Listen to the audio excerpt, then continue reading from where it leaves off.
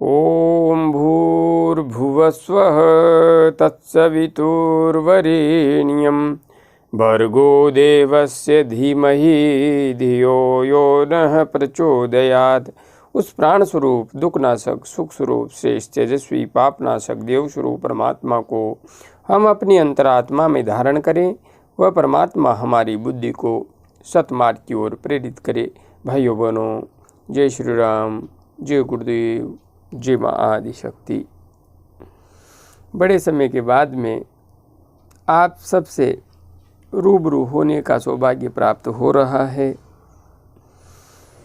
वास्तविकता यह है, माँ ने भाग दौड़ बहुत अधिक बढ़ा दी है और यह पहला वीडियो है जो आपके अपने माँ के धाम में बैठ कर के मैं बना रहा हूँ। दीपावली की छुट्टियाँ लग चुकी हैं और अब आप सबसे रूबरू होने का कुछ दिनों तक निरंतर सौभाग्य प्राप्त होता रहेगा। इस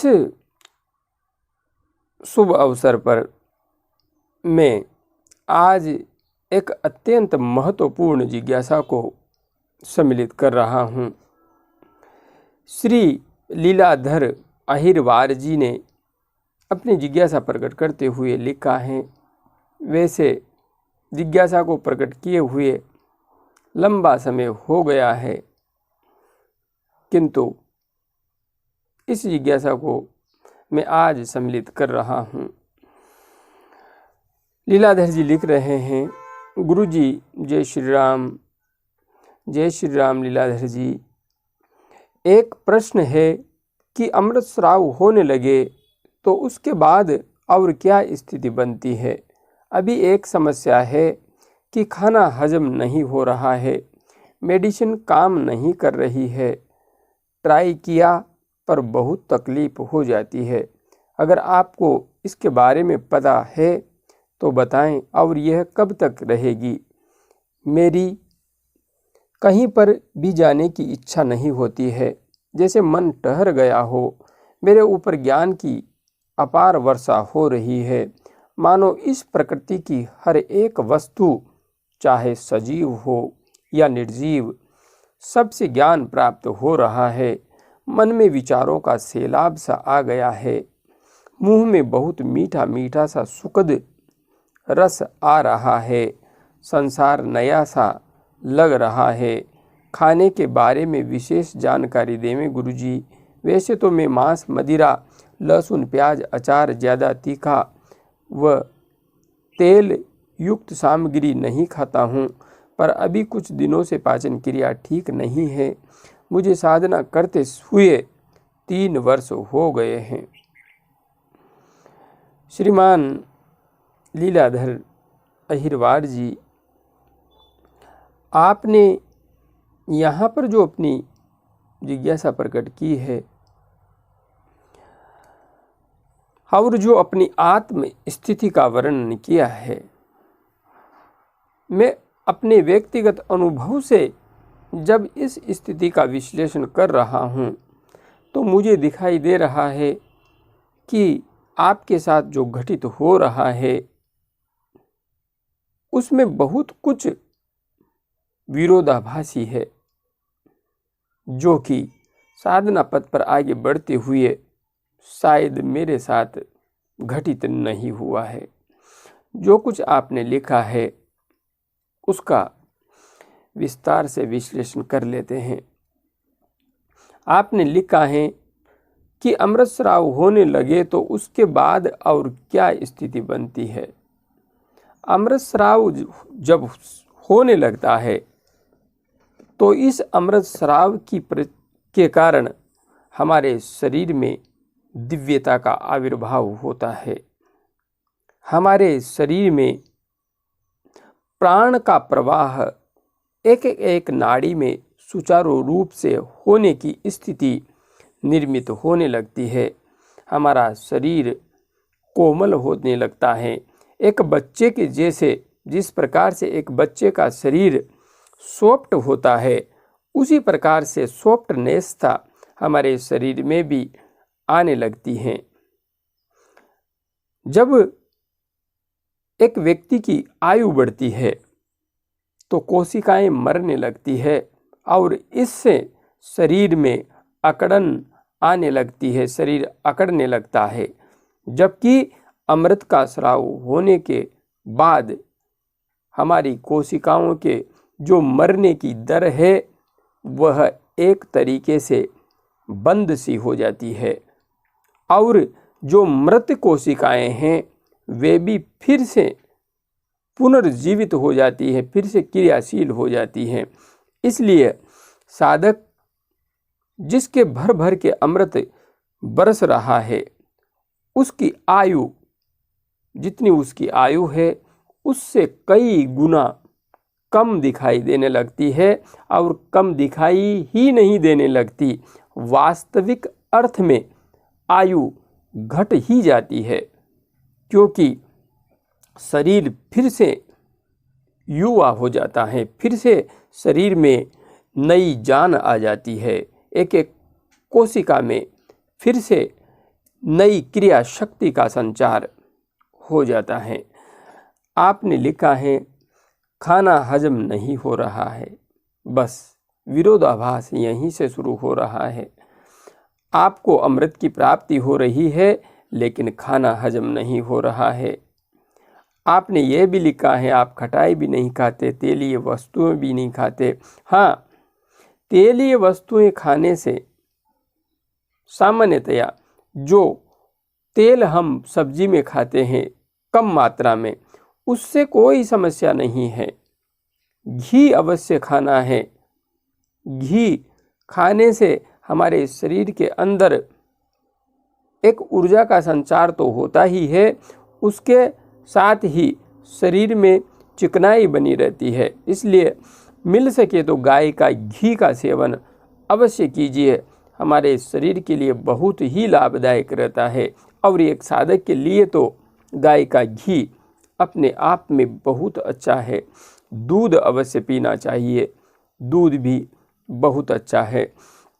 यहाँ पर जो आपने लिखा है खाना हजम नहीं हो रहा है, तो देखिए त्रिफला चूर्ण जो है उसे आप गुनगुने पानी के साथ लीजिए भोजन करने के बाद। इससे ही आपको बहुत अधिक लाभ मिल जाएगा। अजवाइन को सेक करके भून करके रख लीजिए और भोजन के बाद में थोड़ी सी अजवाइन भी आप ले सकते हैं। ऐसे ही भुनी हुई अजवाइन को आप गुनगुने पानी के साथ में निगल जाइए, इससे भी आपका पाचन बहुत अच्छा हो जाएगा। बाकी आपने यहाँ पर लिखा है मेडिसिन काम नहीं कर रही है, ट्राई किया पर बहुत तकलीफ हो जाती है। हाँ, कपाल भाती प्राणायाम कम से कम 5 मिनट अवश्य कीजिए। जिनको भी पेट से संबंधित समस्याएं हैं उनके लिए कपाल भाती प्राणायाम से बढ़कर के संसार में अन्य कोई भी औषधि नहीं है। सारी औषधियाँ एक तरफ है और कपाल भाती प्राणायाम अकेला एक तरफ है। इसलिए यदि आप प्राणायाम नहीं करते हैं तो निश्चित रूप से समझ लीजिए आपके पेट में जो समस्याएं हो रही है, जो कब्जियत हो रही है, जो पाचन क्षमता आपकी सुचारू नहीं है, उसके पीछे मूल कारण है कि आप ध्यान तो कर रहे हैं किंतु प्राणायाम को सही तरीके से नहीं कर रहे हैं। आप यदि प्राणायाम नहीं करते हैं तो अपनी साधना में प्राणायाम को अवश्य स्थान दीजिए। मैं हमेशा साधकों को कहता हूँ, किंतु मेरे कहने के बाद भी कई साधक ऐसे हैं जो महीनों से नहीं साल साल भर से मेरे से जुड़े हुए हैं, लेकिन फिर भी उनकी साधना में अभी तक भी प्राणायाम घुसा नहीं है और फिर जब समस्या आती है तो फिर अपनी जिज्ञासा, अपनी समस्या रखते हैं। प्राणायाम नितांत आवश्यक है। अनुलोम विलोम नाड़ी शोधन प्राणायाम, कपाल भाती प्राणायाम और भ्रामरी प्राणायाम, तीनों प्राणायाम बहुत ही आवश्यक हैं। इनका अभ्यास प्रत्येक साधक को निश्चित रूप से करना ही चाहिए। और हाँ, जिनका वेट ज़्यादा है, जिनका शरीर दुबला पतला नहीं है, वे भ्रस्त्रिका प्राणायाम भी अवश्य करें। किंतु जो बिल्कुल दुबले पतले हैं वे भ्रस्त्रिका प्राणायाम से बचें, और यदि करते भी हैं तो बिल्कुल धीमी गति से भ्रस्त्रिका प्राणायाम का अभ्यास करें। इन 2-3 प्राणायाम 4 प्राणायामों का अभ्यास कर लीजिए। बहुत लंबी चौड़ी प्रक्रिया अपनाने की भी आवश्यकता नहीं है। आप कपालभाति प्राणायाम करते हुए यदि थक जाते हैं तो 1 मिनट कीजिए।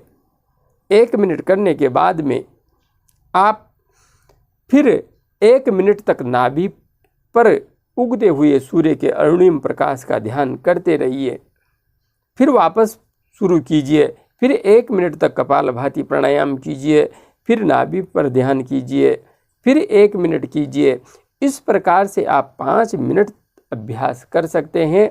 और इसमें आप प्राणायाम और ध्यान दोनों को साथ ले करके चलेंगे तो प्राणायाम भी होगा और ध्यान भी होगा, और बहुत ही शीघ्र, बहुत ही जल्दी आपकी पेट से संबंधित समस्याओं का समाधान निश्चित रूप से हो जाएगा। मुझे इसमें 1% भी संशय नहीं है। आप प्राणायाम करते हुए, कपालभाति प्राणायाम करते हुए नाभि पर ध्यान कीजिए और बाद में नाभि पर ही ध्यान कीजिए। निश्चित रूप से आप पाएंगे कि बहुत बड़ा बदलाव हुआ है मेरे अंतस्थ में। और नाभि ही आध्यात्मिक उन्नति का मूल आधार है। जिसने अपनी नाभि को जागृत कर लिया वह सहजता से सुषुम्ना मार्ग से अपने प्राणों को सहस्रार चक्र तक पहुंचाने में समर्थ हो जाता है। भगवान राम ने रावण को मारा तो बाण कहाँ पर मारा? नाभि में। यह जो रामायण की कथा है पूर्ण रूपेण हमारी आध्यात्मिक यात्रा की कहानी है। राम हमारी आत्मा है, रावण हमारा मन है, पवन पुत्र हनुमान हमारी प्राण शक्ति का ही द्योतक है। हमारी जो ऊर्जा जो पवन के रूप में हमारे शरीर में प्रवाहित हो रही है, उस प्राण ऊर्जा को सुषुम्ना मार्ग से उधर्व कर देना ही यही सागर का लांघना है। हमारी सदमार्गगामी सद्बुद्धि ही सीता है। और जब उस सद्बुद्धि रूपी सीता में के अंतस्थ में इस संसार के मोह लोभ के प्रति, इस संसार के वैभव के प्रति आकर्षण जागृत होता है तो वह आत्मा रूपी राम और साहस रूपी लक्ष्मण को भी उन वस्तुओं के पीछे लगा देती है जिनका कोई अर्थ नहीं है, कोई सार नहीं है। और ऐसी स्थिति में सद्बुद्धि रूपी सीता का मन रूपी रावण हरण कर लेता है। किंतु जब वापस आत्मा रूपी राम को साहस रूपी लक्ष्मण को साथ लेकर के फिर से अपनी बुद्धि को इन सांसारिक विषय वासनाओं से, इस सांसारिक मकड़ जाल से, मन की गिरफ्त में आई हुई चेतना को वापस लाने का संकल्प आत्म चेतना धारण करती है तो यात्रा की जो शुरुआत है वह प्राण को उधर्व करने से होती है। हनुमान लांघता है सागर को, पता लगा के आता है कि सीता कहाँ है। सीता है आज्ञा चक्र में, क्योंकि मन का गढ़ है आज्ञा चक्र। यहीं पर बुद्धि को भी मन ने कब्जे में कर लिया है। अब यहीं से इस बुद्धि को छुड़ाना है। राम जी यात्रा की ओर आगे बढ़ते हैं। हमारी आत्म चेतना मूलाधार चक्र से विशुद्धि चक्र तक होती हुई सागर को सेना के साथ लांघ कर आगे बढ़ती हैं। किंतु जब रावण को मारने की बारी आती है तो रावण मरता नहीं है, क्योंकि नाभि को वास्तविक अर्थ में भेदना जरूरी है। वैसे तो आत्म चेतना रावण तक पहुंच गई थी, किंतु लाक्षणिक रूप से यहाँ पर दिखा दिया गया है कि रावण को मारना है तो नाभि को भेदो। यह मन रूपी रावण जिसके की 10 सिर हैं, काम, क्रोध, लोभ, मोह, दंभ, दुर्भाव, द्वेष, पाखंड, झूठ और जन्म मृत्यु का भय, ये 10 सिर हैं। इन 10 सिरों को तभी काटा जा सकता है जब हम नाभि को भेद लेंगे, नाभि में बाण मारेंगे। इसलिए आपकी समस्त समस्याओं का समाधान आपकी नाभि है। इसे भेद लीजिए। आध्यात्मिक उन्नति करनी हो तो नाभि है। स्वस्थ शरीर प्राप्त करना है, स्वस्थ जीवन जीना है तो नाभि है। नाभि को भेदे बिना कोई भी आध्यात्मिक उन्नति नहीं कर सकता और नाभि को भेदे बिना कोई भी व्यक्ति पूर्ण स्वस्थ नहीं हो सकता। इसलिए नाभि पर ध्यान टिकाइए और अनुलोम विलोम प्राणायाम, कपाल भाति प्राणायाम और भ्रामरी प्राणायाम का अभ्यास अवश्य कीजिए। आपको विशेष रूप से कपाल भाति प्राणायाम का 5 ही नहीं 10 मिनट तक अभ्यास करना है। बस प्राणायाम करना है, फिर ध्यान करना है, फिर प्राणायाम करना है, फिर ध्यान करना है। 1 माह के अंदर तो आपकी नाभि प्रज्वलित होने लगेगी, गर्म हो जाएगी। आप स्वयं महसूस करेंगे कि बहुत ज़्यादा मेरी नाभि गर्म हो गई है, गर्म होने लगी है। और अभी जो आपको कब्जियत हो रही है, पाचन क्षमता आपकी गड़बड़ हो गई है, बाद में आपको इतना खाना पचेगा कि आप जितना खाते हैं उससे 3 गुना अधिक भी खाएंगे तो भी पचेगा। इसलिए नाभि पर ध्यान दीजिए।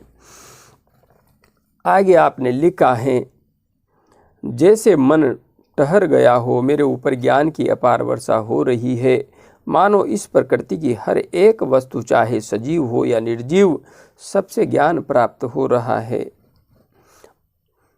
ये जो आपने लिखा है बहुत अच्छा है। परमपिता परमात्मा एवं जगत जननी माँ की सद्गुरुदेव की कृपा आपको प्राप्त हो रही है। मन में विचारों का सैलाब सा आ गया है।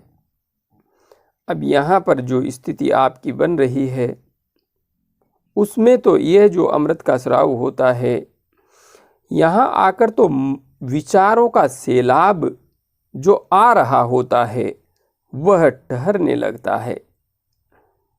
आपने भी लिखा है मन ठहर गया हो, तो फिर विचारों का सैलाब कैसे आ रहा है? मन भी ठहर जाएगा और सैलाब भी आ रहा है। आप विरोधाभासी बातें लिख रहे हैं। या तो आपका मन ठहरेगा या फिर विचार आएंगे।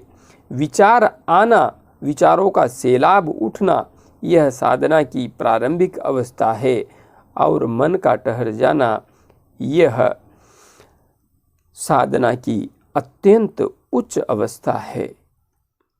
जब मन ठहरने लगता है तो साधक समाधि की ओर अग्रसर होता है, और जब मन ठहरने लगता है उसके बाद ही अमृत की प्राप्ति हो पाती है। जब तक अधिक विचार है तब तक अमृत प्राप्त ही नहीं होता है। इसलिए आपको अमृत प्राप्त हो रहा है तो निश्चित रूप से विचार बहुत कम हो गए होंगे, बहुत कम, यहाँ तक कि आपका मन स्तब्ध सा हो जाता होगा, बिल्कुल ठहर जाता होगा। मुंह में बहुत मीठा मीठा सा सुखद रस आ रहा है, यह तो आएगा, यही तो अमृत है। संसार नया सा लग रहा है, जीवन रूपांतरित हो रहा है तो नया लगेगा, इसमें कोई संशय नहीं है। जिन कार्यों को करते हुए पहले हमें आनंद आता था वह आनंद अब बदल जाएगा, और जिन्हें हम पहले निरर्थक समझते थे उनमें भी अब सार दिखाई देने लगेगा। दृष्टिकोण पूर्णतया रूपांतरित हो जाता है साधक का, क्योंकि सत्य उसे समझ में आने लगता है। पहले वह अज्ञान में था, अब ज्ञान हो रहा है, तो दृष्टिकोण बदल जाना एक स्वाभाविक प्रक्रिया है। खाने के बाद में बारे में विशेष जानकारी देने, खाने के बारे में ज़्यादा जानकारी तो देने की विशेष आवश्यकता नहीं है। आप खटाई से बचिए, जो कि आपने लिखा है, आप बचे हुए हैं। मांस का सेवन करते नहीं है, मदिरा का सेवन करते नहीं है, लहसुन प्याज आप खाते नहीं हैं, ज़्यादा तीखा खाते नहीं हैं, तेल युक्त सामग्री भी नहीं खाते हैं। इतने परहेज तो शायद मैं भी नहीं साधता हूँ जितने आप साध रहे हैं।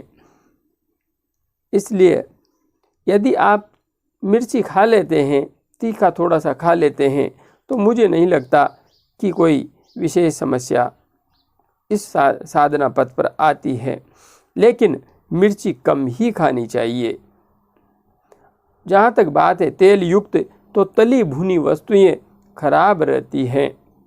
बाकी सामान्य रूप से जैसे सब्जी में तेल डाला तो उससे कोई समस्या नहीं है। अधिक तली भुनी वस्तुओं का इस्तेमाल नहीं करना है। नमकीन आदि का सेवन हानिकारक होता है, नहीं करना चाहिए। एक साधक के लिए तो नमकीन खाना भी निश्चित रूप से हानिकारक होता है।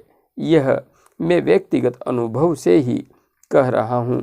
समोसे, कचौड़ी आदि जो हैं इनसे बचना चाहिए। बाकी तो आप मीठे फल जितने भी हैं उनका सेवन अवश्य कीजिए। घी का सेवन अवश्य कीजिए। अपने भोजन में घी अवश्य सम्मिलित रखिए। दूध का सेवन अवश्य कीजिए। हाँ, आप उच्च स्तरीय साधक हैं तो छाछ दही से तो आपको बच करके रहना ही पड़ेगा।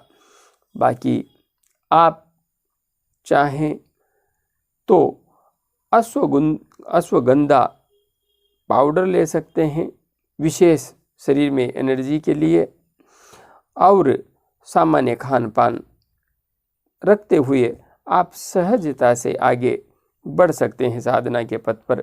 कोई विशेष समस्या नहीं है, बस अपनी नाभि को जागृत कीजिए, सब कुछ ठीक हो जाएगा। माँ के धाम का निर्माण कार्य चल रहा है और अब हम एक काफ़ी अच्छे पड़ाव पर आ गए हैं। छत डल चुकी है और बहुत कुछ है जो अच्छा हो चुका है। वैसे अभी भी काफ़ी सारा कार्य शेष है, प्लास्टर हैं और नीचे पत्थर आदि लगाने का कार्य शेष है, किंतु इतना सा हो गया है कि मैं यहाँ पर आकर के अब रहने लगा हूँ। बस चौकीदारी भी मैं ही कर रहा हूँ और उसके साथ में माँ के धाम में जो कुछ भी कार्य मेरे से हो जाता है वह भी यहाँ पर रह करके कर रहा हूँ। बड़ा ही अद्भुत आनंद आ रहा है, बस व्यस्तता बहुत अधिक बढ़ गई है। 170 किलोमीटर के लगभग प्रतिदिन मुझे बाइक राइड करनी पड़ रही है। 80 किलोमीटर आना, 80 किलोमीटर जाना और उसके अलावा 10-15 किलोमीटर और।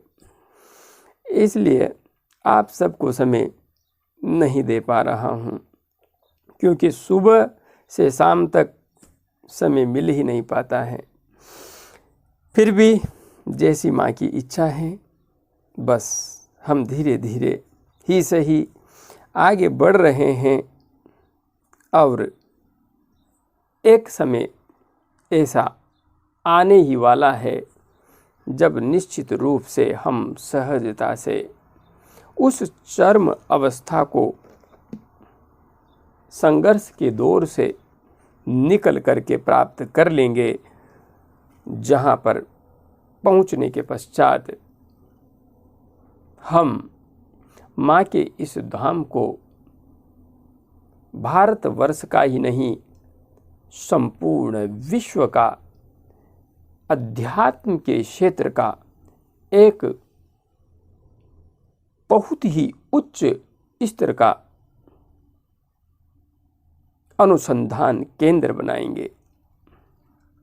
निश्चित रूप से हम वैदिक सनातन पद्धति के मूल ज्ञान को फिर से पुनर्जीवित एवं स्थापित करने की दिशा में दृढ़ता से प्रयास करेंगे और अक्षरशः एक एक तथ्य एवं सत्य को प्रमाणित करके छोड़ देंगे।